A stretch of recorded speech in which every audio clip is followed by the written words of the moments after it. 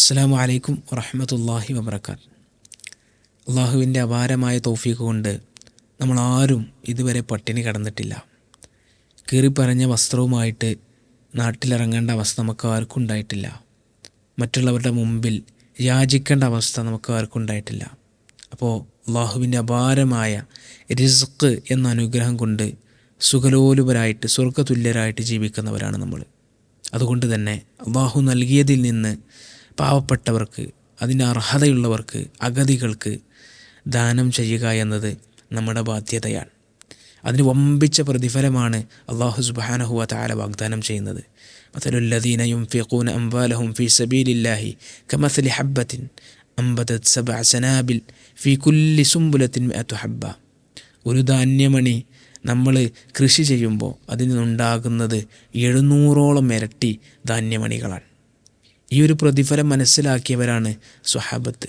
മഹാനായ ഉസ്മാൻ റളിയല്ലാഹു അൻഹു നാട്ടുകാർ വെള്ളമില്ലാതെ കഷ്ടപ്പെട്ടപ്പോൾ റൂമ കിണറെന്ന് പറയുന്ന ഒരു കിണർ തന്നെ അതിന് വില പേശാതെ, അതിന് തർക്കിക്കാതെ, അതിന് വേണ്ട വില കൊടുത്ത് പാവങ്ങൾക്ക് വിതരണം ചെയ്യുന്നു.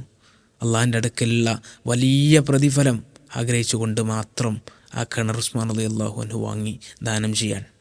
താൻ ഏറ്റവും ഇഷ്ടപ്പെടുന്ന ബൈറുഹ എന്ന തോട്ടം, കണ്ടാൽ ആരും കൊതിക്കുന്ന, റസൂലുള്ളാഹി സ്വല്ലല്ലാഹു അലൈഹി വസല്ലം വുളൂ ചെയ്തിരുന്ന ആ ബൈറുഹ എന്ന് പറയുന്ന ഭംഗിയുള്ള തോട്ടം പാവപ്പെട്ടവർക്ക് വേണ്ടി വിതരണം ചെയ്ത തുൽഹ റളിയല്ലാഹു അൻഹു റബ്ബ് സുബ്ഹാനഹു വ തആലയുടെ പ്രതിഫലം മോഹിച്ചുകൊണ്ട് ദാനം ചെയ്തവരായിരുന്നു സ്വഹാബത്ത്.